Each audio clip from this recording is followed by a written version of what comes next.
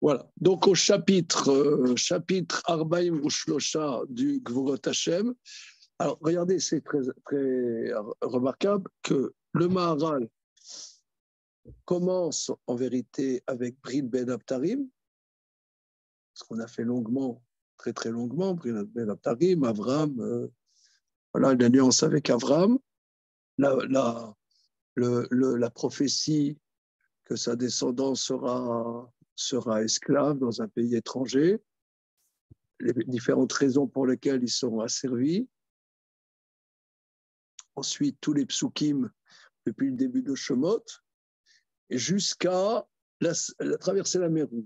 Une fois qu'il a traversé la mer Rouge est terminé, il dit voilà, tout ce qu'il y avait à dire sur la sortie d'Égypte est terminé.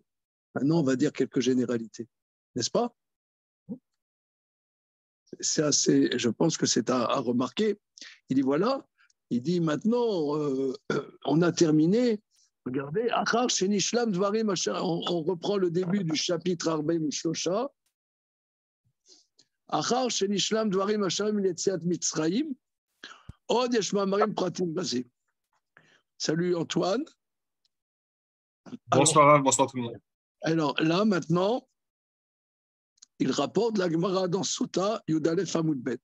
Donc, on a commencé la semaine dernière. On va la reprendre, la troisième ligne d'Arash Rav Avira. C'est bon? Quel daf, Rav? Yudalef Amud Bet dans Sota. D'Arash Rav Avira. Ah oui, vous avez la voix prise. Si c'est juste pour lire et traduire. C'est bon. D'Arash Rav Avira. Beschar Nashim Tzidkaniot Shayu Beoto Ador Nigalu Israël Mimitzrayim. Par le mérite des femmes vertueuses qui étaient dans cette génération, ont été délivrés les enfants d'Israël d'Égypte. Bonsoir, vous êtes absous. Vous allez suivre ensemble. Là. Suivre ensemble. Alors, par le mérite des femmes vertueuses qui étaient dans cette génération, les enfants d'Israël ont été délivrés d'Égypte. Alors ça, on va voir. Le Maharal va en faire une thématique absolument centrale et qui va être presque transversale dans beaucoup de livres à lui, mais l'origine, c'est ici. Alors, Bécha, chez Olchot, Lishov, Maïm, quand elles allaient puiser de l'eau, alors les maris étaient aux travaux forcés, les femmes allaient puiser de l'eau.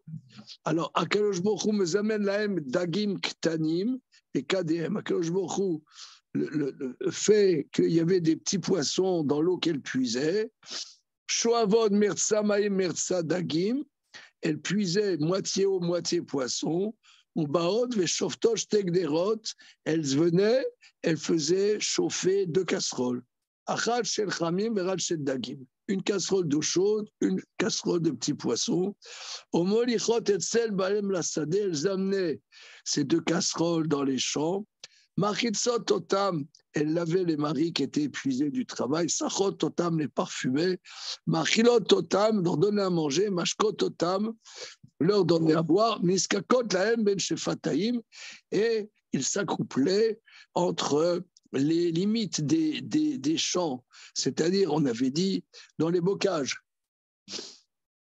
Chez Nema, Imtishkavun beshefataim, si vous vous couchiez entre les limites. Bisra tishkavun beshefataim, zachu Israël et bizat mitzrayim. Par le mérite qu'elles couchaient dans les bocages, ont mérité les enfants d'Israël au butin d'Égypte. Chez Neymar, Kalfe Yona, Nirpa, Bakese, Bevrotera, Berakra, Kraroutz.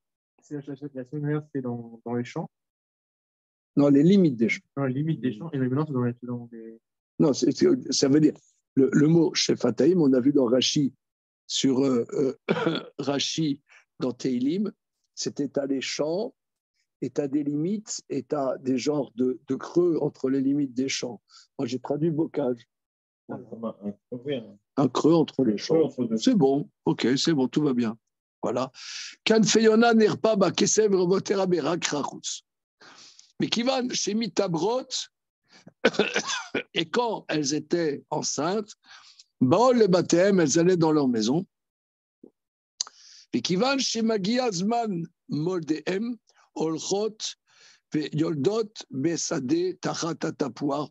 Quand arrivait le moment de l'accouchement, elles allaient sous les pommiers. Chez Néma, comme dit le célèbre verset, Tachat Tapuar, Orartira, je t'ai éveillé sous le pommier. C'est Dieu qui dit, je t'ai éveillé, j'ai éveillé la grossesse. והקדוש ברוך הוא שולח משמי מרום מי שמנקיר ומשפיר אותם כחיה זו שמשמת התבלד. Et du haut des cieux, Dieu amène une réalité qui nettoie le bébé, les nettoie, c'est-à-dire enlève le placenta, qui arrange le bébé, parce que des fois, par la force des contractions, le bébé a un peu la tête à l'envers, les bras à rebrousse-poil, donc il remet les membres, chez Neymar, Molotecha, Beyom, Otam, Lo, Karta, Sarer, Bamaim, Lo, Rachatz, les Moshim, Melaket, Lahem, et Melaket, Shnei Goulim, et Dieu leur glane deux miches, deux miches, une d'huile et une de miel. Shenema vayaneko medvash mesela. Il a abreuvé du miel du rocher. Veshemen mechanamish shur. Vekivad shemakirim baem mitzraim. Quand les Égyptiens se rendent compte qu'il y a des bébés juifs qui sont nés, baim le orgam viennent les tuer. Venaselaem nes. Il arrive un miracle. Nivlaim bekarka, ils sont avalés dans le sol. Mevim shfarim, ils amènent des taureaux rorshim al gabam qui labourent sur eux. Alors là, comment dire, le Maharal, en vérité, c'est là-dessus qu'il avait développé. Le Maharal avait développé que ça, en vérité, c'est une parabole des oppressions. Une parabole des oppressions, et que quelque part, même si il y a des enfants d'Israël sont meurtris comme un sol qui est labouré, mais quelque part on laboure pour que ça puisse pousser, et la réalité d'Israël est insaisissable aux oppresseurs, et bien au contraire, ces oppressions qui meurtrissent donne une fécondité et un renouveau à Israël. C'est ce que le verset va dire. Al-Gabe Charshu Chorshim. La Charché Olchim, quand ils repartaient, les oppresseurs, Ayub Batz Messim Yotzim, et Batz Messim, on avait traduit, ils jaillissaient et sortaient comme les herbes des champs, comme dit Revava Ketsema Asadeh de Tatir. Et Kivad Shemit Gadlim, et ils grandissent, donc ils sont comme des herbes des champs. Ensuite, Baïm Adarim Adarim le Batem, et des troupeaux et des troupeaux viennent dans leur maison. Shenema Batirmi Tagnim et Tavi Bade Adaim, ne dit pas Bade Adaim, mais là Edre Adarim. Ok, Shenigla Kadesh Baruch Hu Alayam, et quand Dieu se révèle sur la mer, Emikirutrila, puisque leur naissance et tout ça a été prodigieuse. Donc, ils reconnaissent, ils disent, comme dit, Zéli Vanveu, voilà mon Dieu, mais je le reconnais, je le connais bien. Mais oui, voilà. Donc, jusque-là, c'est là où on avait vu. Donc, la semaine dernière, on a vu le développement sur l'oppression, et l'oppression fait quelque part que Israël, la réalité subtile d'Israël est insaisissable par les oppresseurs, et cette oppression finalement donne à Israël une capacité de jaillir et de se multiplier de manière qui sort du naturel. Voilà, ça c'est ce qu'on a vu, et le Maharal va développer.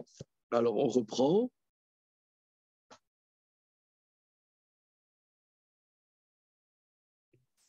Alors, on est donc dans la page Kouf Samerbet, la colonne de gauche, la deuxième ligne. Une petite seconde. Alors, le point, la deuxième ligne en haut à gauche. On m'a chez Amrou, ce que nos maîtres disent. Bishvil Nashim Tzidkadiot Shebador Nigalo. par le mérite des femmes vertueuses de cette génération, ils ont été libérés. C'est une allusion extraordinaire de l'extraordinaire. Qui cache cher, alors je peux vous dire que ce passage, c'est, comme on va voir, j'adore ce passage. C'est l'épure du mar. Non. Non, non, c'est, il aime bien se faire mal. Manu, t'as remarqué? Il n'est pas le seul, parce que sinon on ne serait pas là. Comment? Il n'est pas le seul, parce que sinon astucieux, astucieux. Voilà, c'est pas des tzadikim, c'est des sadiques. Les sadikim. Ne qui va de sadikim et la sadikim. Masochistim. Je suis désolé, je me suis trompé. C'est pas les sadikim, mais comme tu dis. Voilà. Alors, non, vous allez voir. Là, c'est-à-dire que le Maharal, il est ultra moderne. Mais là, c'est lui qui est ultra moderne. Il est du 22e siècle. C'est-à-dire, on va. Kiki Asher Ayum Ishtokekim Meod Anashim El Baleem. Quand les femmes désiraient très ardemment, l'Ishtokek, c'est désirer ardemment.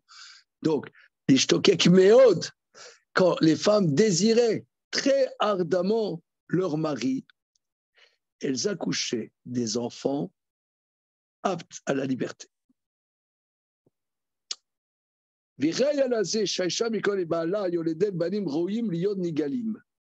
La preuve que les femmes qui désirent leur mari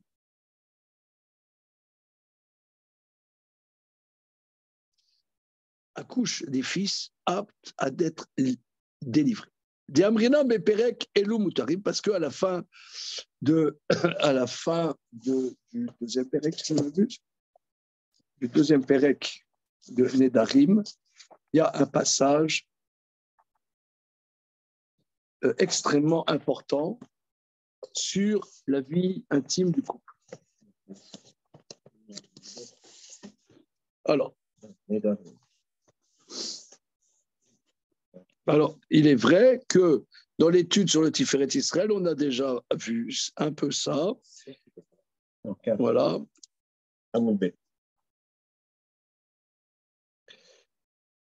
Je tiens à relever que ce qu'on va voir a été analysé il y a grosso modo 2000 ans.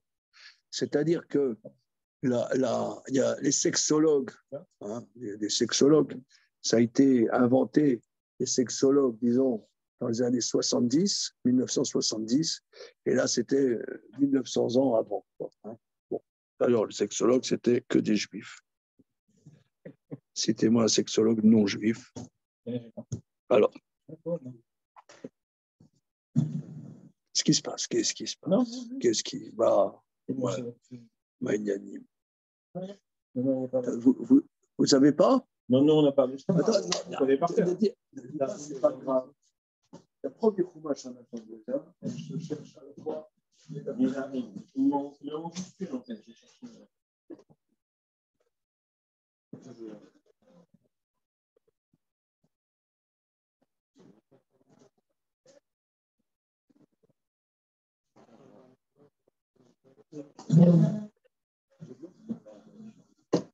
Oui.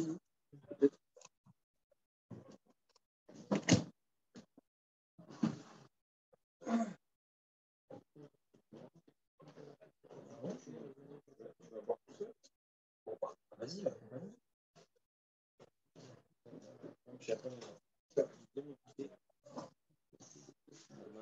Il y a d'autres amis.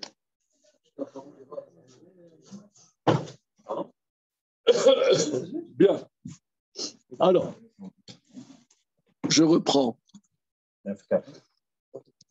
Le verset dans Yecheskel dit Au baruti mikem amordim vaposhimbi. J'exclurai de vous les révoltés, les fauteurs contre moi. Amar Rabbi Lévi, Elou Benet Isha Midot. Ce sont les enfants de ces 9 dimensions. Benet Asnat Mashgar, c'est bon? Où est-ce que vous démarrez? On est Vers l'élargissement. la dernière ligne fine. Amar Rabbi Lévi, Elou Benet Isha Midot, ce sont les gens des 9 dimensions. Et Benet Asnat Mashgar. Benet Emma, Benet Anoussa, les enfants d'une femme qui a été impressionnée, qui n'était pas disponible, mais son mari lui a fait un chantage ou bien l'a frappé. Ça, c'est une catégorie, explique Loran. Benesnoua, quelqu'un qui s'unit avec son épouse, mais il est son épouse. Benenidouille, que quelqu'un, il était mis au banc de la communauté pendant le laps de ce banc, il n'a pas le droit d'avoir des relations avec son épouse. Nonobstant ça, il va avec son épouse. Benet Temoura, c'est quelqu'un, il a 2 femmes, ces 2 femmes, il va avec l'une, il croit que c'est l'autre. Benet Meriva, il se dispute, comme on dit, tu sais, il se réconcilie sur l'oreiller. Et quand il dit, c'est pas bon ça. On se réconcilie pas sur l'oreiller. On se réconcilie avant, mais pas sur l'oreille. Benet Shichut, les enfants de l'enivrement. Ça veut dire qu'il est ivre, il va avec sa femme, bien que ce soit sa femme, mais l'enfant, comme on va voir dans le Maharal, il n'y a pas d'union entre si vous voulez, la conception, c'est l'union de la Neshama avec le corps, l'union avec la Tsura et le Chomer. Mais là, il n'y a que du Chomer et du Chomer, que la matérialité, il n'y a pas la Tsura. Donc, il y a une indisponibilité à percevoir Dieu. Bené Grouchat Alev, quelqu'un, il a décidé de divorcer sa femme et néanmoins, il va avec elle. Bené Irboubia, alors là, on parle d'une célibataire, elle ne sait pas qui c'est celui qui a fécondé l'enfant qu'elle a. Je ne sais pas qui c'est. Bon, je ne sais pas qui c'est. Voilà. Bené Khatsoufa, alors regardez ici, là, on est en 2023. On est dans les années d'aujourd'hui. On est en février 2023. Qu'est-ce qu'il y a? Benechat Soufa, les enfants de la femme effrontés. Elle dit à son mec au pieu. Excusez-moi l'expression. Ça c'est effronté. Regardez, Benechat Soufa, regardez le Ran. Donc, sur ma Seret Nedarim, on étudie le Ran. Benechat Soufa, Shema Isa Padea Lilo Tovato Bepe, qu'elle a l'effronterie de le solliciter explicitement. Voilà. On va voir. Là-dessus, la Gemara dit, Ini, je ne suis pas d'accord. Vamar Rabbi Shmuel bar Nachmani Amar Rabbi Yonatan, mais Rabbi Shmuel bar Nachmani dit au nom de Rabbi Yonatan, certainement c'est Rabbi Yochanan. Kol Adam chez Ishto Tovato Avialo Banim Shafilu Bedoro Shel Moshe Rabbeinu Lo Yukamutam. Toute personne que sa femme sollicite, il a des enfants que même à la génération de Moshe Rabbeinu, il n'y en avait pas comme eux. Donc c'est le degré suprême un enfant conçu quand sa femme sollicite l'homme, c'est le degré suprême, que même la génération, parce qu'on dit que la génération de la sortie d'Égypte s'appelle Dordéa, la génération de la connaissance. Dordéa,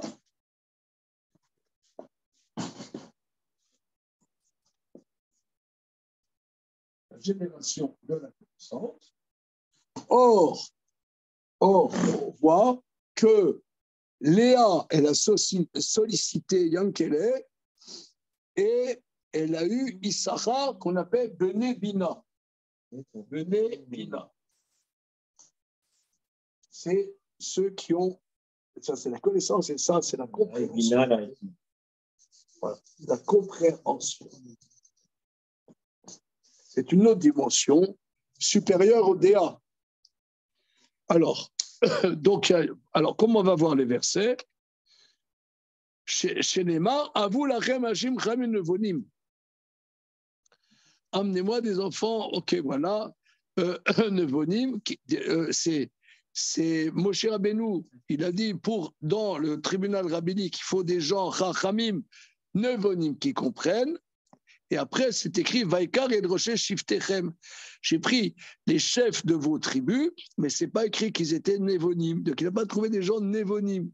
Or, le verset dit au sujet de Issachar, Issachar, Hamor, Garam, voilà, Veketim, Ebne Issachar, Yodebina Laitim.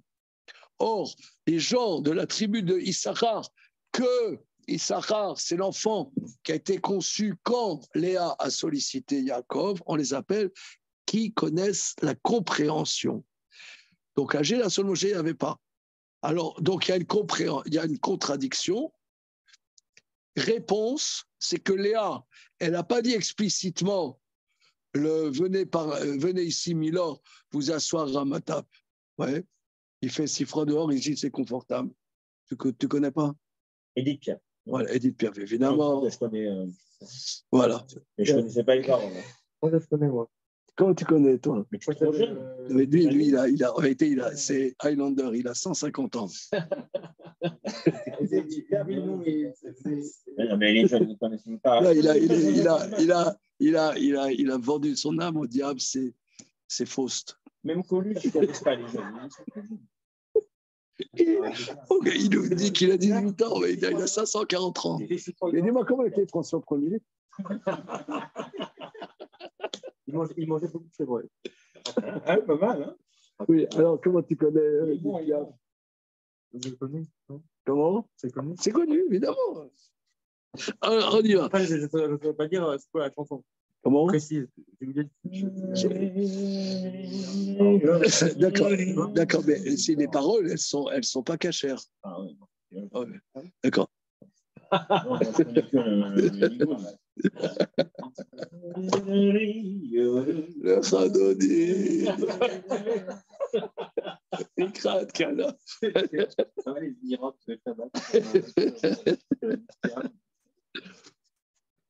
Bien, tout ça pour dire. Tout ça pour dire, mais je pense d'abord que cette chanson, c'est, comment dire, Mizrahi qui a fait cette chanson. Bon, comment son prénom, je ne sais plus. Et, c'est tous ces enfants de femmes, de toutes ces relations, on les a énumérés pourquoi? énuméré c'est-à-dire la Gemara dit que la Gemara nous dit quelque chose de très très particulier, c'est que ce que le Maharal appelle d'avoir nifla, ça veut dire c'est une science presque secrète, que la manière dont l'enfant est conçu a un impact sur sa capacité de percevoir Dieu. Alors ici, il y a un débat. Une femme qui sollicite expéditivement son mari, il y a quelque chose de grossier. Ça veut dire c'est animal, c'est ça, très bien, parfait. Or, l'homme, il y a une partie animale dans l'homme, mais il y a une partie qui ne l'est pas. Il y a l'union de quelque chose qui n'est pas animal avec quelque chose qui est animal. Il y a l'union de ça. C'est ça, l'union. Mais ce n'est pas que animal. Il y a une union de ce que le Maharal va développer, de la tsura et du chomer, la matière et la pensée. Mais si il n'y a que la matérialité, alors il y a comme un écran pour percevoir Hachem. Alors, on ne comprend pas, parce qu'en regardant les versets, on regarde les versets dans Bereshit, dans Parashat Vayetse.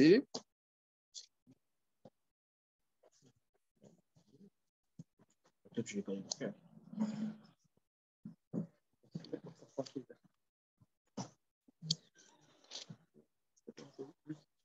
À part la dernière façon, les autres sont commentés. Comment? À part la dernière façon, les autres sont commentés. Non, les autres ne sont pas contredits. Les premiers ne sont pas contredits. Maintenant, je pense donc qu'il y a 9 là-dessus. 9. Alors, on a vu le RAN la semaine dernière, mais je n'ai pas repris. Mais il est d'accord qu'il ne peut pas avoir de valeur sur les autres, ça va être la dernière. Non, non, les 9. Non, il y a 9 dimensions qui sont bannies. Ah, banni. Ah, d'accord. Les 9 sont bannis. Voilà. La 9e, c'est Bnei Khatsufa, les enfants de la culottée. Voilà. C'est pas banni. Mis de côté. Les relations qui sont mises de côté. Non, que Dieu mette de côté ses enfants. Ah, okay. Il les rejette. C'est dur, comme. C'est dur. Alors, il faut faire de. Il faut. Alors, oui. Alors, donc, mais on va voir les versets, on va voir la réponse après. Alors, regardons les versets. Donc,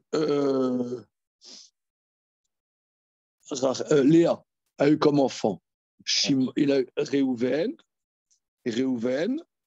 Shimon, Lévi, Yehuda, et après, ça s'est arrêté. Après, il y a eu une pause, d'accord? Et regardons les versets. Donc, elle a donné sa servante elle a donné sa servante à Yaakov, de laquelle elle a eu 2 fils. Alors, page 166, dans cette édition, chapitre Lamed, Pasuk Yud Daled dans Bereshit. Vayeler Reuven, bime kotsi chitim, vaimtsa dudaim basade. C'est bon? Chapitre Lamed, Pasuk Yud Daled. Il était allé Reuven, bime kotsi chitim, à l'époque de la moisson du blé, il a trouvé des doudaïm dans le champ. Alors, on appelle ça de la mandragore. Voilà. La mandragore, dans les champs. Vayave otam Léa imo. Alors, pour le moment, oui, et il a amené à Léa sa mère. Parce que, alors, c'est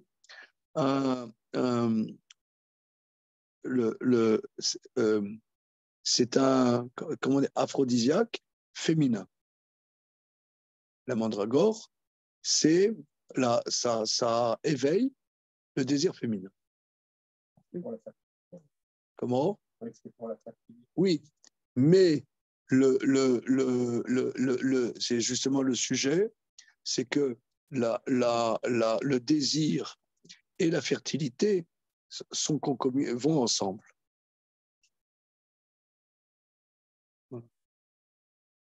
Monsieur le médecin. C'est difficile à dire. Oui, parce que, oui, c'est vrai, c'est quand on fait des fécondations in vitro, l'éprouvette et la libido de l'éprouvette n'est pas trop. Il y a probablement des processus qui favorisent.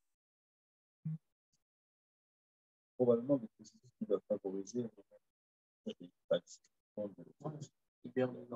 Oui, c'est ça. Voilà, c'est ça. Maintenant, comment? C'est écrit propriété narcotique. Narcotique. Bon, c'est narcotique, c'est ça endort. Non? Non, narcotique. Oui, ça endort. Bon. Mais moi, j'ai beaucoup discuté de ces sujets parce que mon père était gynéco. Donc, il s'occupait de stérilité aussi, évidemment. Et au fil des années, on a beaucoup discuté de ça, que effectivement, l'éveil émotionnel crée des hormones, comme vous avez dit, ou d'autres choses, et ça crée aussi, donc une fertilité. Ça peut. Hein. Les Chachamim parlent beaucoup de ça. Voilà, donc les doudaïm, c'est une plante qui éveille l'émotion féminine. Vayevé otam et Léaïmo.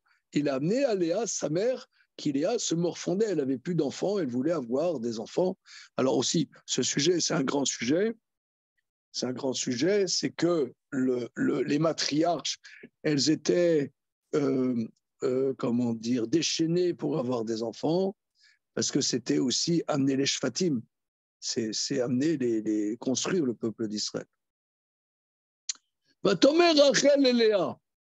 Teninali Medoudae Bener. Rachel dit à Léa, donne-moi de la mandragore de ton fils. Vatomer là, Amiat Carter et Tishim et le Kart Gam et Doué béni. Vatomer, regardez, ça, c'est pas souk, c'est extraordinaire. Jamais je comprends. Non, comment? Mais tu vois, relisons le Gai Savoir de Nietzsche, évidemment. Il dit là-bas que une des plus grandes turpitudes, c'est d'avoir appelé le Nouveau Testament en le comparant à l'Ancien Testament. Il dit ça n'a tellement rien à voir que l'un, c'est pour les bébés, et l'autre, ça parle vraiment des êtres humains. Et quelle bassesse de les avoir mis l'un à côté de l'autre. C'est extraordinaire. Elle n'a été la femme de Yaakov que parce que Rachel lui a Alors, permis, et après, elle lui était à main alors, non, c'est pas tout à fait ça. Pas tout à fait ça. Elle a dit, encore un peu, tu prends mon mari. Pourquoi? Parce qu'on sait que Rachel, c'est-à-dire qu'il y avait 4 tantes. Il y avait 4 tantes, la tante de Rachel, la tante de Léa, la tante de Zilpa, la tante de Bila. Et Yaakov était tout le temps la tante de Rachel. Alors elle dit, dis-moi, ça va, tu te calmes, ma petite. Voilà. Encore un peu, tu prends mon mari et tu veux prendre encore le peu que moi, de temps en temps, il concède. Aller me dire salut, comment tu vas? Après, si tu veux m'enlever les doudaïm. Fatomer Rachel. Rachel, elle dit, regardez, alors les commentateurs relèvent, si je n'abuse, c'est Rachi, relève aussi.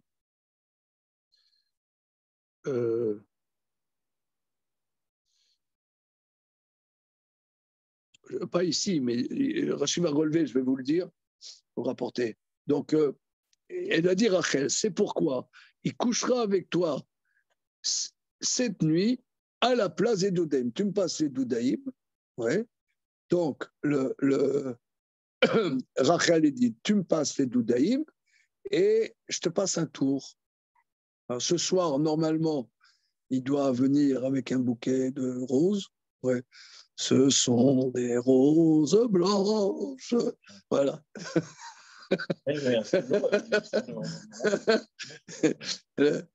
Les chansons parisiennes. Voilà. Et alors, il dit, voilà, ce soir, il doit aller dans ma tente. Eh bien, ce soir, je te le passe. Mais regardez, elle parle, comment dire, un peu cru quand même. Ouais, il va coucher avec toi, on dirait. Ouais. Comment? Un peu les sacs qui vont se prendre des messes pour pas de lentilles. Non, mais là, vendre le plat de lentilles, c'est encore.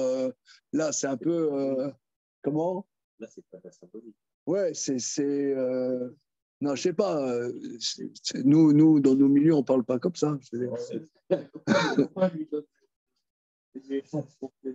Eh ben, parce qu'elle veut Rachel, elle veut des doudaïm. L'autre, elle dit, je suis pas d'accord. Comment? Quoi? Oui. Non, mais elle aura une autre nuit. Ça tourne. Elle dit, voilà, ok. Ah, ça va. Allez, ça va. Allez, on continue. Ok. Oh, allez. Ok. Vayavo Yaakov. Alors, mais regardez, c'est très, très, très, très important. Regardez Rashi. La reine Ishkav imach halayla. C'est pourquoi il va coucher avec toi cette nuit. Mais je relève le langage cru. Rashi, dans un autre Rashi, ailleurs, il dit que même les gens de bas étage n'ont pas un langage aussi cru. Mais c'est ce qu'on va voir dans Rashi, que avoir des enfants dans le contexte ici, d'avoir des enfants, il faut comprendre que c'est peut-être la chose la plus élevée, c'est peut-être la chose la plus élevée qu'on puisse faire dans notre existence. Aujourd'hui, la chose la plus élevée dans notre existence, c'est qu'une femme, elle soit avant-centre dans l'équipe de foot de Dubaï, etc. Ou alors qu'elle soit, comment dire, président du directoire du monde. Voilà, alors ça c'est vraiment, ça, c'est le but pour une femme voilà, c'est le but pour une femme. Mais la Torah, elle ne considère pas comme ça. C'est que amener un enfant au monde, c'est le summum peut-être de ce qu'on peut faire dans notre existence.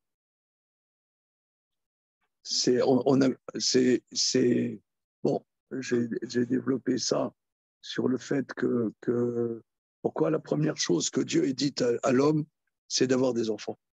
Ah, mais il y a un bouquin, là, c'est comment, je crois. Ok. Alors, maintenant, C'est ok. très bien. Alors, ok. Alors, regardez le verset d'après. Vayavo Yaakov minasade ba'erev. Il est venu Yaakov du champ le soir. Il a chanté Eh oh, on rentre du boulot.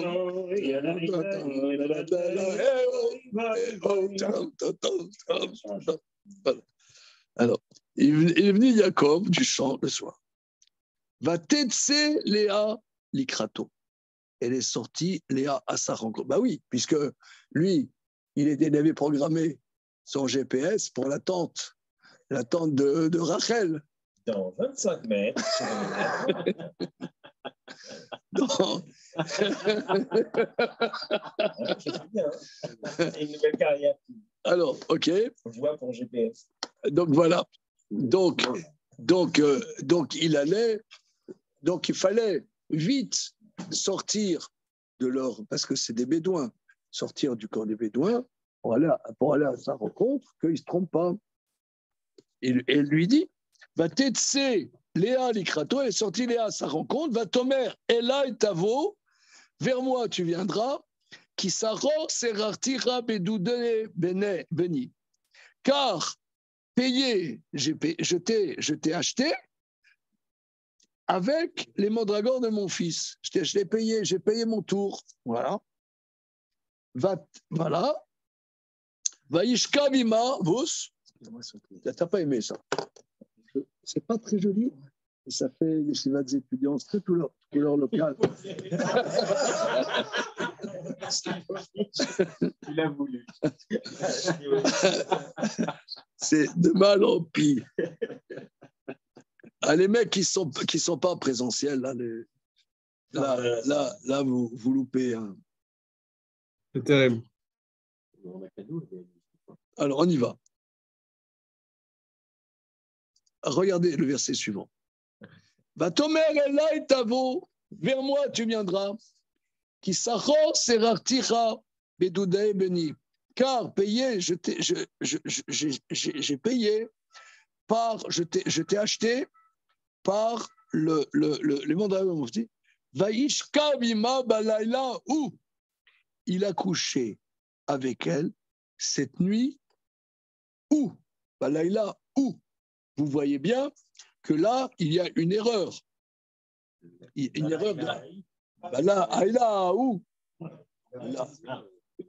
Non, il a la top.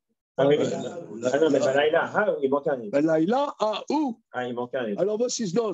Alaïla, où regardez Rashi, Akadosh. Balaïla, où Akadosh Baruch Siyao, Sheyetse Misham Issachar. C'est, regardez, il faut lire comme ça. Il a couché avec elle dans la nuit, lui, il y avait Dieu. Ouais, ça, c'est de la Torah. Ah, attends, tu m'énerves. Ah non, tu m'énerves, tu te la fermes.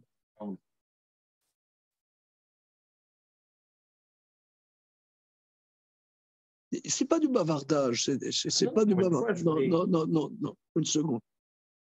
Excuse-moi. C'est énorme. C'est-à-dire que quand on dit que lorsque un couple, 6 ans du mérite, Shrina Benehem, c'est-à-dire que là, c'est l'exemple même de où se trouve la présence de Dieu sur terre, elle est là. C'est-à-dire, là, il y a eu la présence de Dieu sur terre. Ben là et là où il y a eu, si on peut s'exprimer ainsi, c'est-à-dire le Créateur qui a tout créé, eh bien, il est là pour aider la naissance de cet enfant. Pourquoi du coup, ce serait pas simplement l'enfant qui est confus? Il y a une troisième partie de l'histoire, on peut s'attendre à ce que ce soit l'enfant. Oui, mais l'enfant, au départ, c'est rien du tout. C'est encore. Comment? C'est une question. Comment se la vie? Ce que je veux Oui. dire, c'est que c'est Akadosh Baruch Hu, si héros, il a aidé à Yaakov. Ouais. Et pas à Léa, ou pas aux deux. Oui. D'accord. Et on aurait pu dire qu'il les a aidés, je ne sais pas. Bon, là. Mais regarde, tu vas dans l'édition, Ouais. s'il y a là. Ah, j'avais pas vu le crochet. Ah, c'est intéressant. Ah, voilà. J'avais vu. Oui. Alors regardez. Dans cette édition, regardez, il y a parce que on vient de voir que Léa n'arrivait plus à avoir d'enfants. Oui. Et elle était bien contente avec la mandragore qui éveillait son désir. Or là, finalement, elle va être fécondée sans mandragore, puisqu'elle a donné des mandragores à sa sœur. Donc, elle va être fécondée sans mandragore. Mais comment ça marche? Ben, c'est Dieu qui a aidé. Donc là, cette édition qui met comme il y a un petit bug, tu as raison tout à fait. S'il y a O, c'est s'il y a là. Hein, c'est ça. C'est là aider elle. Ouais. Donc, dans ce qui était une maison qui avait l'air pas très correcte, parce que c'était un peu cru, à la fin, et c'est justement là qu'Hachem il est. C'est incroyable. Non, oui, alors tu as tout à fait raison. Un peu, ça commence un peu. Alors regardez. Voilà. Donc là, on pourrait dire, c'est l'apothéose, puisqu'on dit que la tribu d'Issachar, c'est vraiment la tribu qui ne fait qu'étudier la Torah. C'est la tribu qui est le plus proche de Dieu quelque part. C'est pas Lévi aussi, ce sont les enseignants, mais ils ont des fonctions, ils travaillent au temple. Est-ce que Issachar, c'est les Kolenman, si on pourrait s'exprimer ainsi. Alors, ils sont dans l'intimité avec le Créateur. Mais le point, c'est qu'elle lui dit, Ela et Tavo, viens vers moi. Alors, le Zohar relève que comment elle a su que Yaakov revenait, parce qu'ils n'avaient pas de portable à l'époque. Bien que ce soit difficile d'imaginer, mais comment elle a su que Yaakov il revenait des champs? Le bruit de son chameau. Comment? Pour être le bruit du chameau qui arrive. Très bien. Alors, le Zohar, tu parles comme le Zohar. Le Kabbalah le soir, on est beaucoup. Ouais, que quoi? Que Akadosh Baruch Hu a fait un genre de miracle, que l'âne de Yaakov a bré. Et elle a entendu l'âne de Yaakov. Alors, c'est très important, c'est si vous voulez, ici, en réalité, c'est le sujet. Shalom. En réalité, c'est le sujet. Le sujet, c'est la matière, finalement, qui va faire. C'est pas des miracles vraiment, c'est des miracles dans la vie quotidienne. C'est la présence divine dans la vie la plus simple possible et imaginable. Et l'âne, qui est un animal, comment dire, brut, quelque part, hein, ça s'appelle chamor, c'est comme le mot chomer, et bien l'âne, il participe de la conception, c'est grâce à l'âne que tout ça, ça a été possible. Voilà. Alors maintenant, fort de ça, on voit, la Gemara dit, mais elle est quand même, elle a quand même de la, si vous parlez new-yorkais, elle a de la chutzpah. Hein, il paraît que le mot chutzpah, c'est en new-yorkais, c'est, hein, n'est-ce pas? Mais il prononce chutzpah ou chutzpah?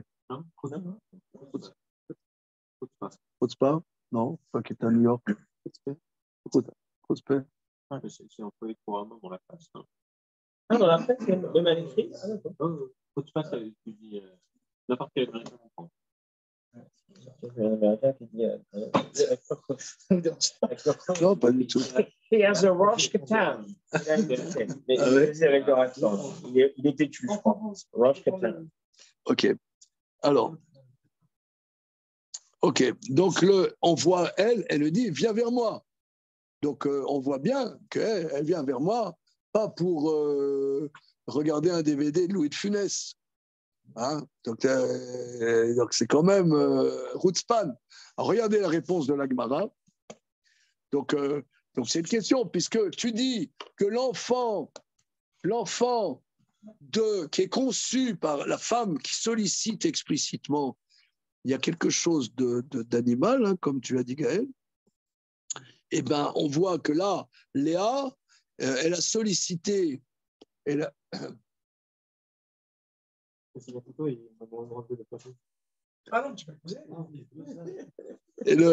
elle a sollicité Jacob, et on dit que quelque part, c'est le niveau, l'enfant qui est né, c'est l'enfant qui est le plus proche d'Hachem, puisque il est encore plus quelque part que Lévi, que les tribus. C'est celui toute sa journée, il est dans la proximité avec Akadosh Baruch Hu, c'est la tribu d'Issachar. Donc on est ici, alors regardons, réponse à Gemara, Aïe des martières tsouye.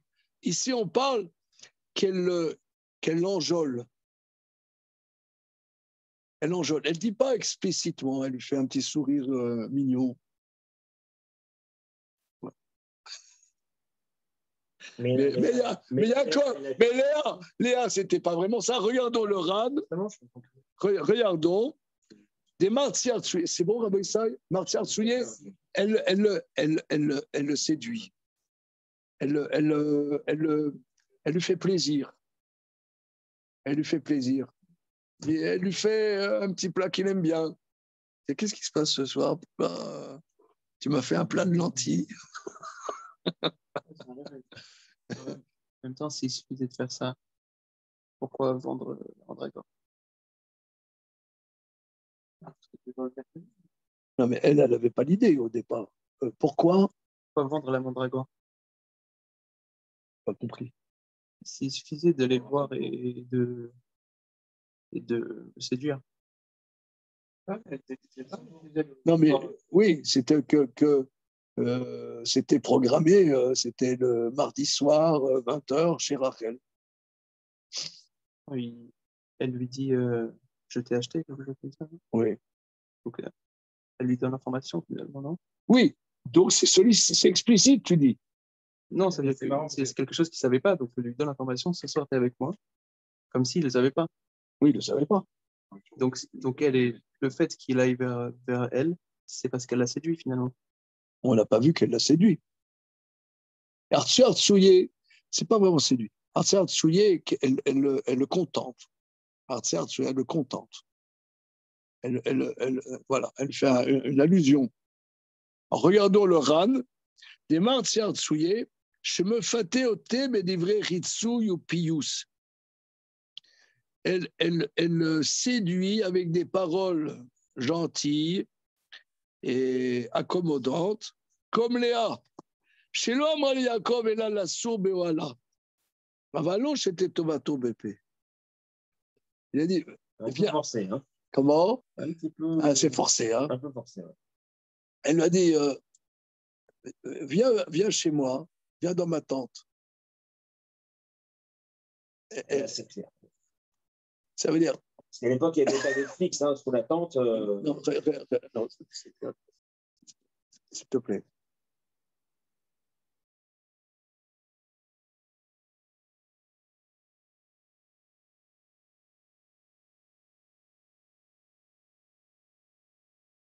C'est quoi la différence? C'est quoi la nuance? Enfin, je ne saisis pas la nuance. Lui dire au pieux, ça c'est vulgaire. Il y a une différence. Elle a dit au pieux avant, c'est un peu l'espace qui est dédié pour, quoi. Alors que la tente, c'est juste on vit, quoi.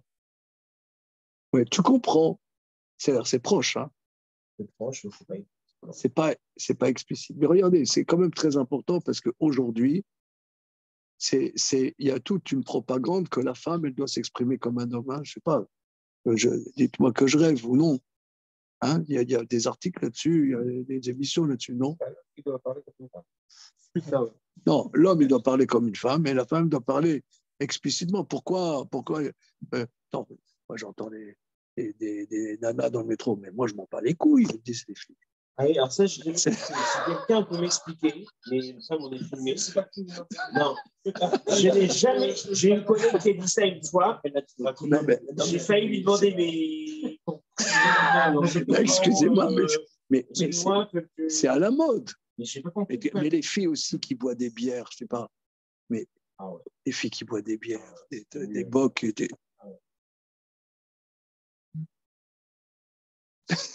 ça te choque pas, toi? Comment?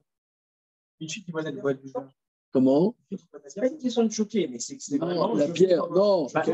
Non, À la limite, une fille qui boit un verre de vin, c'est une chose. Mais la bière, je sais pas, il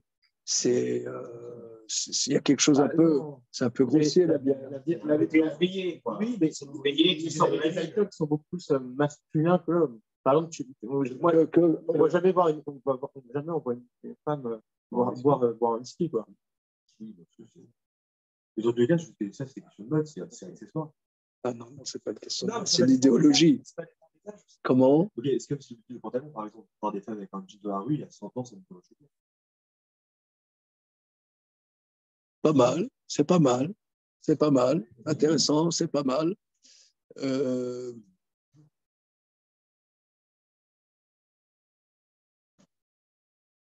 Même pas 100 ans, il y a 50 ans.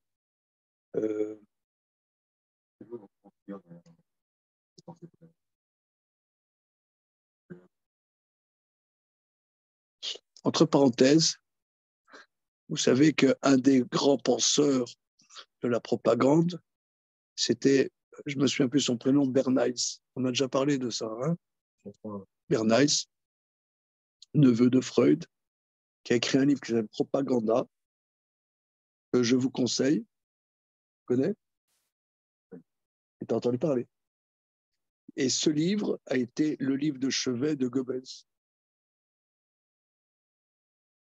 Il a construit son truc à partir de ça. Quand il était jeune, Bernays, il a une de ses campagnes, c'était que les fabricants de cigarettes, ouais, aux États-Unis, ils se plaignaient qu'il y avait 50% de la population qui fumait des cigarettes.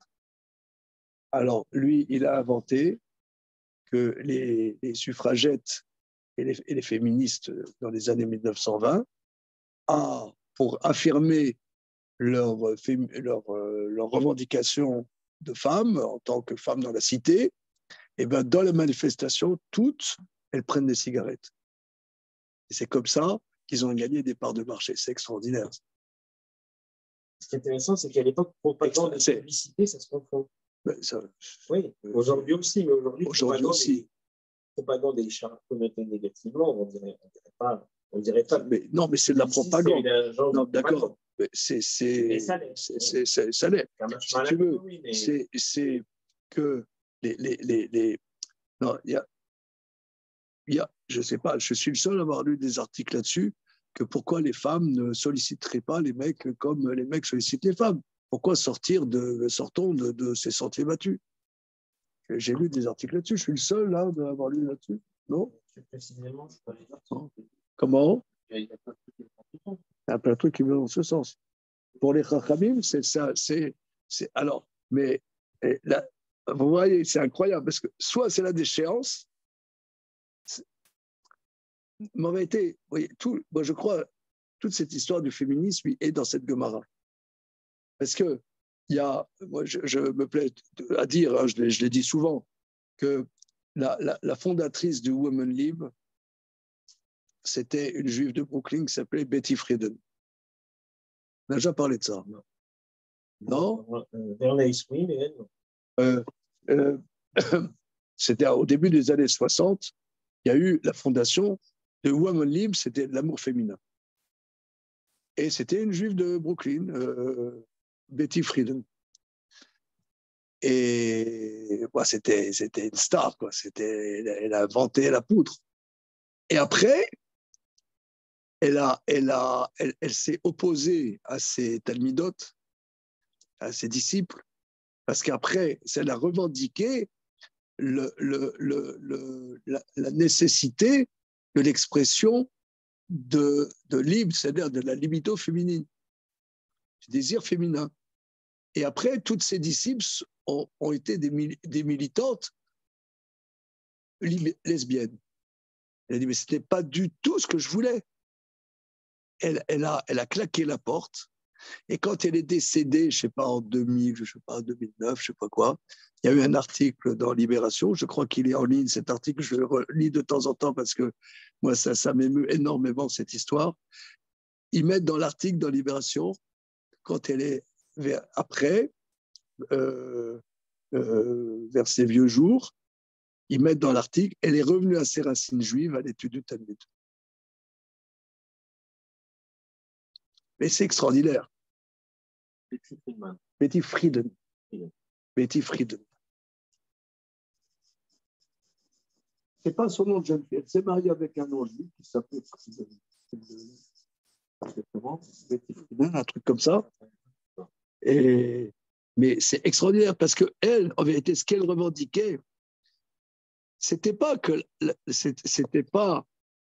y ait cette grossièreté, mais ce qu'elle revendiquait, c'est qui est la possibilité qu'émerge le désir féminin. Et c'est le sujet que nous on voit ici. C'est le sujet qu'on voit ici. Mais le désir, pas le désir en tant que désir fermé sur soi-même, mais c'est le désir de son mari. Mais que puisse exprimer le désir de son mari, puisse avoir une place pour ça. D'ailleurs, parce que le désir féminin, c'est la chose la plus subtile qui soit.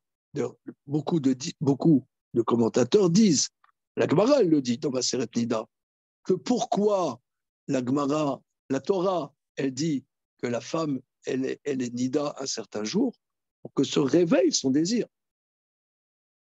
Pour que l'homme se désire, mais son désir à elle aussi. Moi, j'explique aussi qu'une femme qui va au mikvé, elle doit se préparer.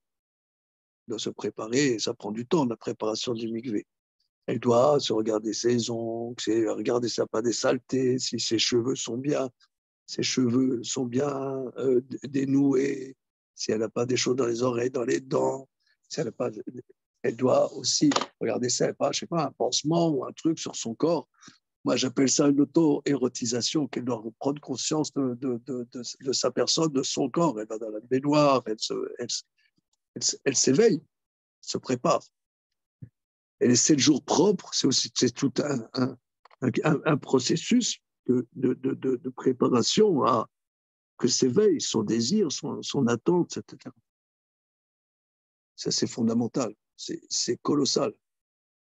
Alors, ce étant, maintenant, on va reprendre le Maharal, si vous le voulez bien. Juste une question, parce que c'est vrai qu'on entend beaucoup ça veut dire libérer un peu le désir féminin, que le désir féminin prenne une place, et ait le droit à une place, etc., et que ça prenne une forme très masculine aujourd'hui. Mais est-ce que vraiment ça pose un problème pour nous que dans le monde non juif, ce soit le cas? Parce que le regard qu'on a sur le monde non juif, il a une place. Est-ce que vraiment c'est une décadence ou ça fait partie de la sexualité dans le monde non juif sans que ce soit un problème d'après la Torah? J'ai pas compris. Est-ce que le fait que les non-juifs laissent une place au désir féminin qui s'exprime même d'une manière masculine, est-ce que c'est forcément un problème? Si tu veux, Antoine, le problème, c'est le suivant. Il y a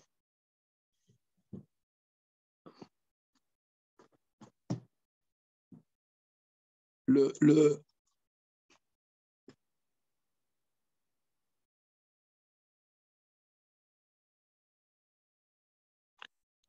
y a 2 choses.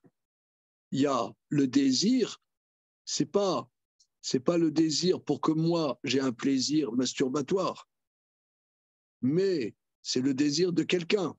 Pour que s'éveille le désir, nous ce qu'on voit dans la Gemara, c'est ce que le Maharal dit, lorsque la femme désire ardemment son mari. C'est pas qu'elle a un désir comme ça. C'est qu'elle désire ardemment. Le désir, c'est le désir de quelqu'un. C'est pas une pulsion. C'est pas une pulsion. Il y a une pulsion. Il y a une pulsionarité. Il y a des besoins. Akashboro, il a fait que l'homme, il a des besoins, que la femme, elle a des besoins. Un homme, il a besoin de partager sa vie, et la femme, elle a besoin de partager sa vie. C'est des besoins qui sont impérieux. C'est des besoins qui sont impérieux. Moi, j'entends un peu la question maintenant, d'Antoine. ce besoin qui est impérieux, c'est un besoin de quelqu'un, pas un besoin en soi abstrait. Besoin de quelqu'un. Mais je n'ai pas compris ta question. Si je peux me permettre, j'entends un peu la question. J'entends, ça veut dire par exemple, on dit aujourd'hui beaucoup, j'ai un désir d'enfant. C'est pas forcément un désir de son mari. Il y a beaucoup de femmes qui disent j'ai un désir d'enfant. C'est la question qui se pose beaucoup, par exemple, avec les fécondations, avec les FIV, etc. C'est un désir d'enfant, c'est pas un désir de quelqu'un d'autre. Voilà. J'entends que ça prend place comme ça aujourd'hui un petit peu. Et ça, je pense que la question qui pose Antoine, elle touche un peu. Enfin, c'est une autre polarité de cette question, quoi, qui dit autre chose. Intéressant ce qu'il dit, parce que Rachid, justement, il dit que, à propos de Raphaël, elle a été mévasée d'aller avec le sadique. Du coup, elle a perdu le mérite de s'enterrer avec lui. Alors qu'elle, elle a fait ça pour avoir des enfants. Pour avoir des enfants. Ah, c'est magnifique. On reprend le Chumash, regardez. Je voulais le voir, je ne sais pas pourquoi je l'ai zappé. Regardons Rachid.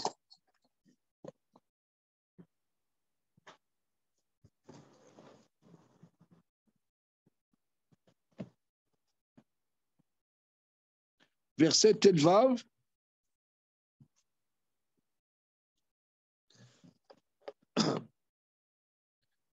Elle dit, Rachel, elle dit à Léa, c'est pourquoi il couchera avec toi cette nuit à la place des mandragores de ton fils. Rashi, c'est pourquoi il couchera avec toi cette nuit.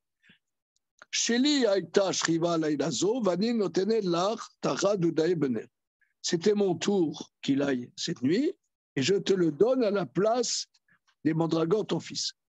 Le fils est Nizil Zela Bemishkavat Sadik, étant donné que finalement, elle a dénigré le fait de coucher avec ce juste, Lozarta Likaverimo, elle n'a pas mérité d'être enterrée avec lui. C'est un truc de dingue.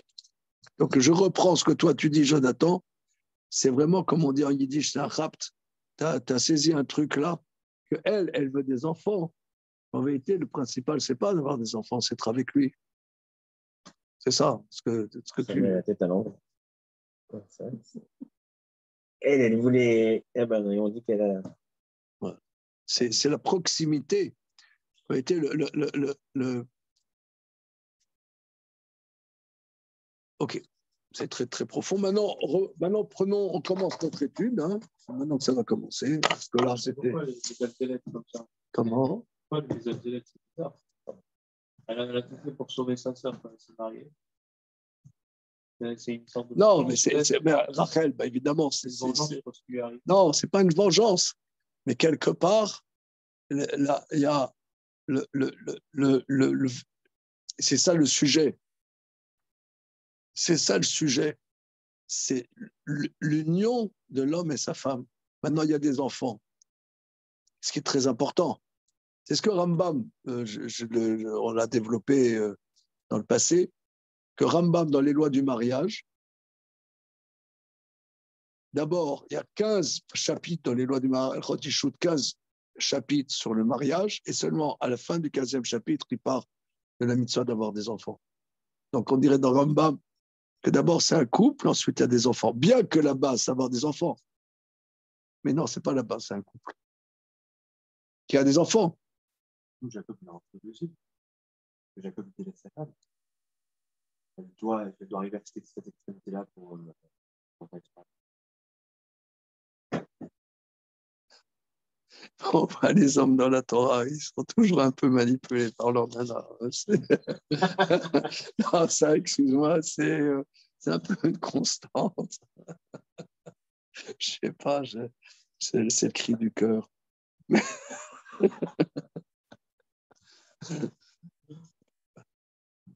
Je suis d'accord avec toi. Il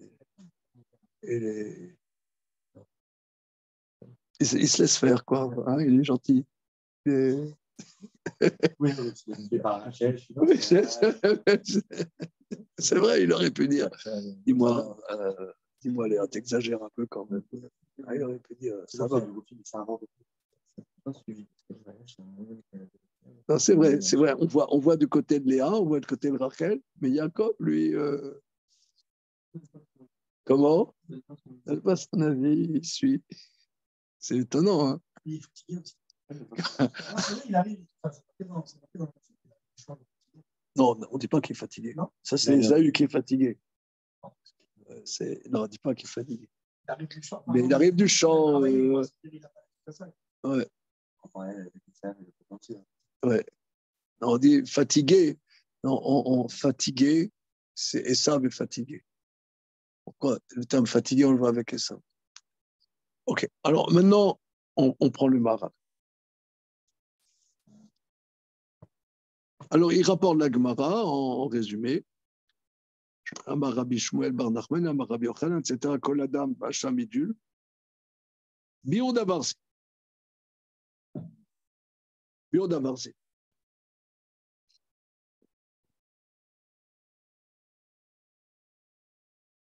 Mais vous savez, je dis encore un mot parce que c'est des thèmes très, très importants. Et je suis désolé parce qu'on ne se connaît pas tellement.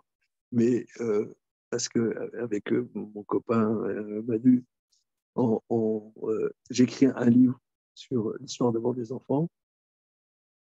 Et mon premier livre que j'écris il y a 12 ans, c'est sur cette thématique du désir en vérité. Voilà, c'est que le livre qui s'appelle Le désir des désirs. Mais pourquoi ça me touche particulièrement? Parce que c'est des thématiques qui ont émergé en Occident dans les années 50, des années 60, et qui étaient presque prophétiques. Il y avait un bouleversement de la société.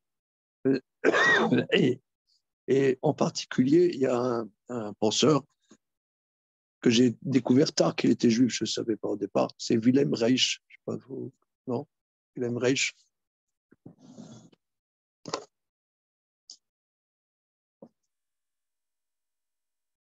Il y a peut-être un qui se balade. Wilhelm, je ne sais pas. Reich. Wilhelm Reich, c'est un juif qui est né dans le sud de la Pologne. Comme beaucoup, il est allé à Vienne, est devenu un psychanalyste. Et comme beaucoup, il était communiste. Et après, il a rompu et avec la psychanalyse et avec le communisme. Il a écrit des livres extraordinaires, mais je parle dans les années 20, les années 30. Il a écrit des livres Psychopathologie des masses et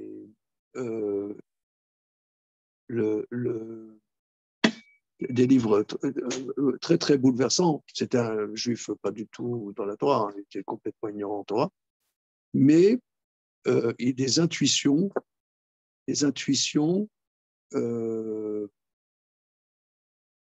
qui sont, je ne sais pas, complètement juives.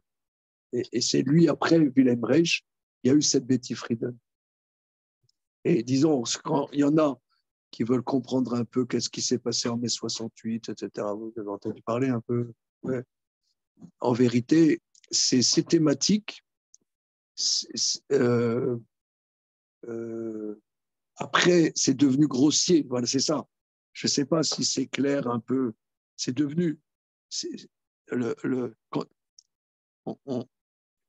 devenu après c'est devenu grossier. Mais au départ, c'était presque prophétique. Vous lisez 2 lignes de Wilhelm Reich, c'est incroyable. Lui, il a dit, dès les années 20, le communisme va s'effondrer par le fait qu'il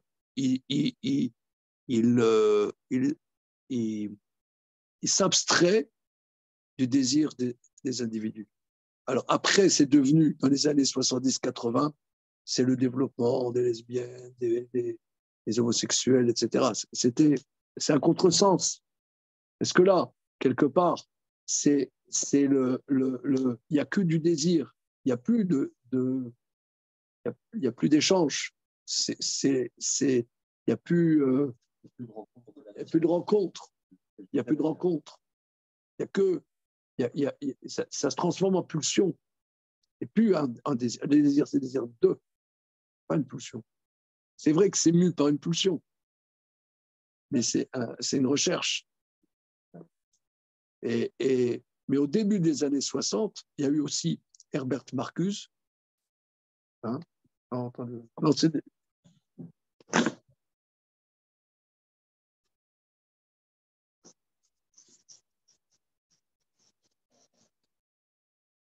Herbert Marcuse, c'est aussi la même veine, quoique moi je préfère beaucoup Wilhelm Reich à Herbert Marcuse. Mais Herbert Marcuse était plus intello, donc il a beaucoup parlé de ça. C'est des choses très, très, très, très profondes qui sont les thématiques du Maharal. Je tiens à le dire parce que c'est impressionnant. Moi, je ne sais pas. Excusez-moi. Pour moi, c'est ma vie, ça.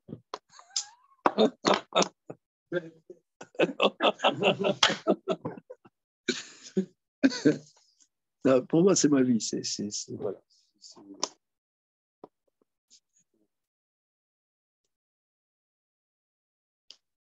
On y va. Biur d'avancer. Donc, il faut bien savoir, là, ce qu'on va voir, ça a été écrit il y a 500 ans. Ça n'a pas été écrit en 1968. C'est écrit il y a 500 ans. Biur d'avancer. Kacher Aisha Tova Toto. Lorsque la femme sollicite l'homme, Az Aisha Mitda Beken Bebala, Sheshlo Malat Sura, Oleisha Midat Chomari. Lorsque la femme sollicite, ça veut dire que la femme se colle à son mari, elle devient réceptacle, elle devient matière et le mari imprime la forme. Alors là, c'est le langage aristotélicien du Maharal hein, qu'on voit tout le temps, mais comme vous êtes à plusieurs et que je ne pense pas l'avoir développé avec vous, il y a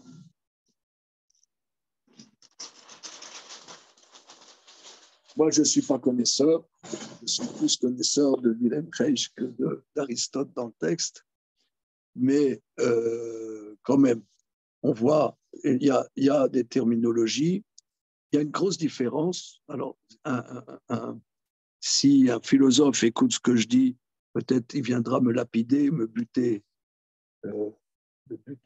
parce que je fais des erreurs. Alors, il est possible que je fasse des erreurs. Dans le langage plutôt de Platon, il y a la matière et il y a l'esprit. Dans Aristote, c'est pas ça. Il y a la matière et la forme. Il y a une union entre la matière et la forme. Je vais expliquer. En langage, les maîtres de notre tradition l'ont traduit en hébreu sous le langage de Chomer et Soura. Ça veut dire Chomer, matière, et forme. Alors, je vais expliquer. Vous avez un potier. Ça, c'est la parabole, des penseurs de l'Antiquité. Vous avez d'un potier. Un potier, il prend un bloc d'argile. C'est de la matière. Et il a, donc c'est Homer, il a une pensée. Je veux faire une cruche. Je veux faire une cruche. Alors, il prend la matière, il la met sur le tour là, du potier, il fait tourner, et il donne une forme. La forme, c'est-à-dire comment la pensée va s'unir avec la matière. Il n'y a pas, si vous voulez, une opposition entre matière et pensée, ou entre matière et esprit. Il n'y a pas opposition. C'est pas l'esprit, c'est la pensée s'unit avec la matière. C'est une unité. Il n'y a pas une dichotomie, comment dire, un hiatus. Justement, c'est ça. L'enfant, c'est l'homme s'unit avec la femme. Mais si, c'est ce que nous, on voit dans plein de textes, et le Maharal le travaille beaucoup ça. Si la femme, elle est absente, elle n'est pas réceptacle de la pensée exprimée par l'homme. Parce que dans l'Antiquité, c'était un mystère. Il n'y avait pas les microscopes pour savoir qu'est-ce que les spermatozoïdes.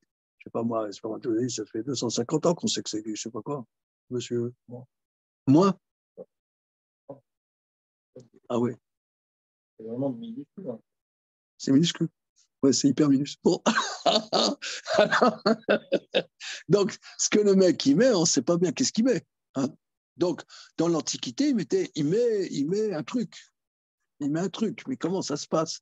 Même les ovules, etc. Comment ça s'unit? Ça, c'est, comment dire, c'est récent qu'on a pu analyser. Donc, il y avait une union entre la pensée de l'homme et la corporalité donnée par la femme. Maintenant, si la femme, elle est ailleurs, donc il y a une matière, certes, bien évidemment, mais cette matière ne s'unit pas. Il n'y a pas une union entre la pensée qui s'appelle la tsura et la matière. Donc, en vérité, la matière, dans le langage, si vous voulez, dans le langage français, ouais, la matière, machin, c'est matériel, etc. Mais la matière, c'est fondamental. Tout, quelque part, qui n'est pas Dieu, c'est la matière. Mais la matière qui, elle, assume d'être matière, de recevoir, sort de la dimension passive de la matière et participe de la pensée. Donc, dira le Maharal, quelque part, sort de l'esclavage. L'esclavage, c'est lorsque nous, on est passif. Je te dis, fais ci, fais ça, fais ci, fais ça. Allez, sors les poubelles. Allez, passe la serpillière. Allez, voilà, machin, récure, récure les toilettes, etc. Espèce d'esclave. Donc ça, c'est la matière qui est passive, c'est la passivité de la matière. Mais si la femme, elle est mishtok eket, si la femme, elle désire s'unir, elle devient active, et elle devient participe de la pensée. Elle sort de l'esclavage. Et c'est ça ce que le texte dit. C'est lorsque la femme, elle est mishtok eket, les enfants ne pourront plus être esclaves. Alors pourquoi il dit que la tsura, ça vient de l'homme? Comment? Il dit la tsura, ça vient de l'homme, le chomer de la femme. Mais même le chomer, il faut pas qu'il soit oui, juste, non, mais parce que c'est un échange. C'est l'homme qui donne. C'est un petit. Pas pendant le service.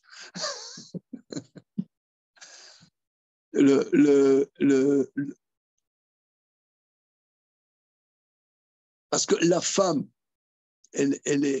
la femme, on n'est pas autosuffisant. On n'est pas autosuffisant. Elle veut recevoir,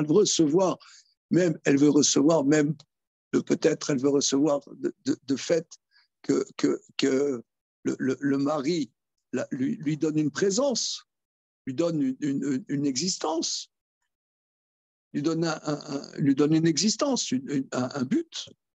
Un but, c'est ça la pensée.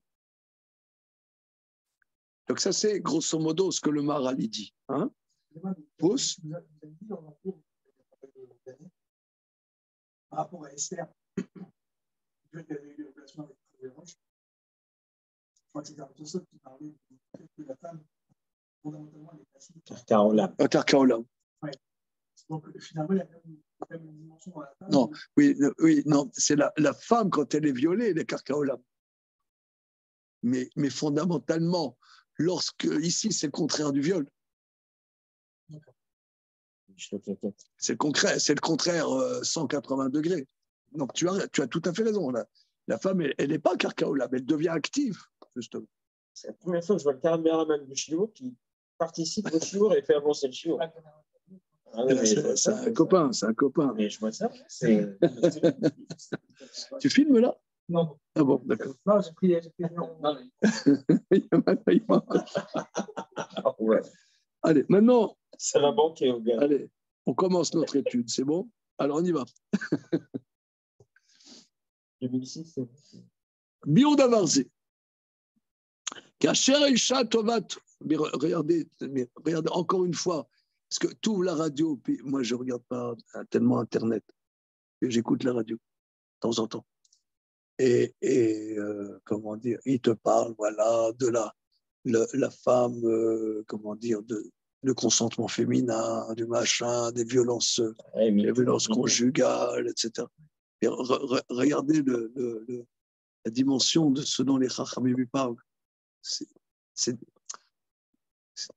des thématiques qui sont éternelles.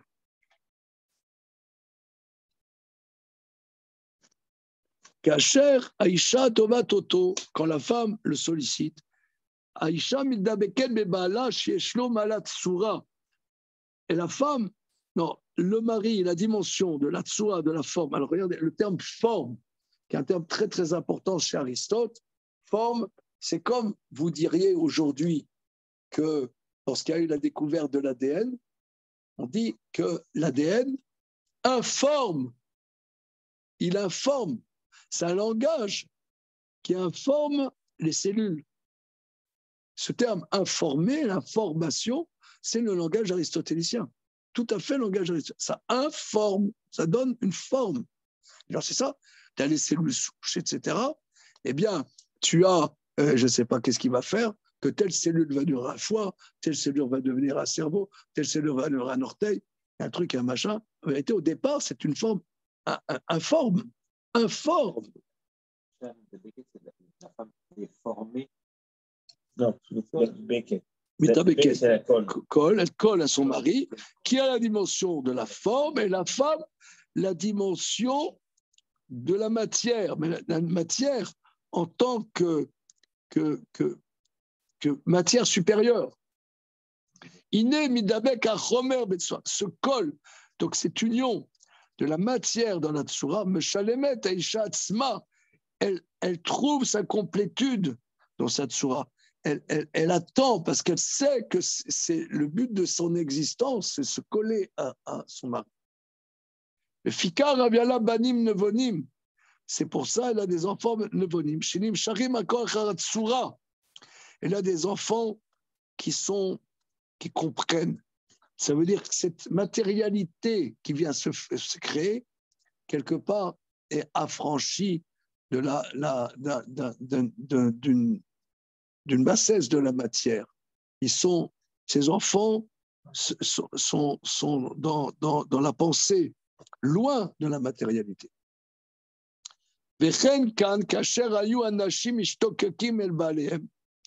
Ici, quand les femmes désiraient ardemment leur mari,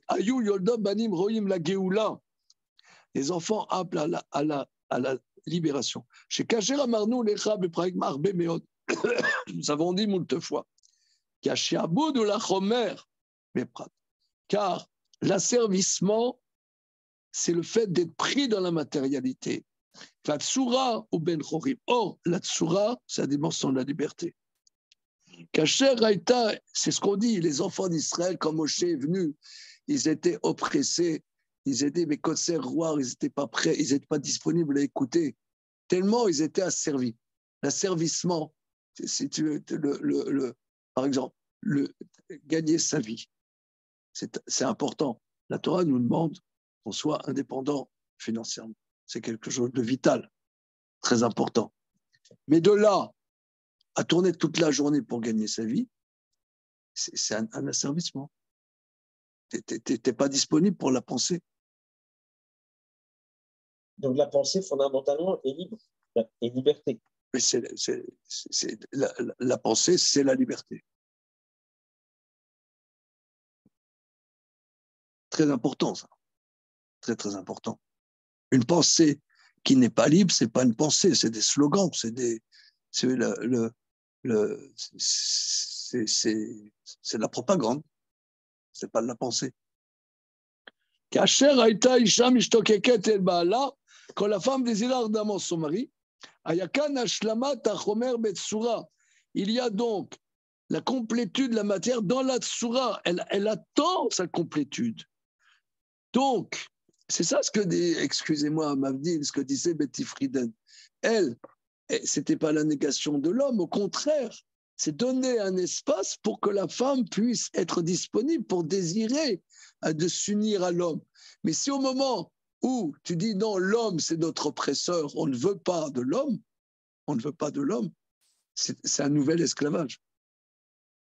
Après, vous êtes en train de présenter, je pense que c'est ça qui peut vous êtes en train de présenter comme si c'est l'homme qui est le centre. Oui, absolument. Oui, c'est là où ça peut déranger. Parce que oui, d'accord. Moi, tu me laisses ma liberté, mais si c'est pour être libre pour toi. Mais on t'a jamais dit qu'il était libre. On est un homme, c'est un homme et une femme. Oui. On est. Oui. Elle n'est pas pour lui. Elle n'est pas pour lui. Ils sont ensemble. C'est pas. Alors, on s'arrête là pour le moment. Hein, on s'arrête là. Parce qu'après, il va développer un autre point. Hein, pour le moment. C'est bon? Ça va, les copains? Bien, juste. Au top. Oui. Dans les Bnei Shamidot, les 8 Merci, Rav, bonne soirée. Salut. Dis-moi, là, c'est des choses énormes hein, dans la pratique des patients. Je pense ce sujet dont on parle. Monsieur Gabriel. Oui. Mais c'est très étonnant. J'ai une patiente aujourd'hui qui me parlait de ça, qui est homosexuelle et qui voulait faire congeler des ovocytes. Et elle s'est arrêtée juste avant de le faire en me disant qu'elle a vu quelque chose, qu'elle s'est rendue compte. Je lui dis, mais de quoi? Et elle essayait de parler de ça et je lui demandais si elle pensait que dans les cellules sexuelles, je ne sais pas comment elle avait dit que, comme de la personnalité de celui qui donnait une cellule. Elle a dit, je ne pouvais pas prendre ce risque-là. C'était plus qu'une cellule. Enfin, je sais pas, c'était... Elle disait comme ça la chose. Et je trouvais que c'était une façon de dire un peu intéressante quand même. Oui, c'est vrai. Bien, merci. Au revoir. Merci. Dans les Shamidot,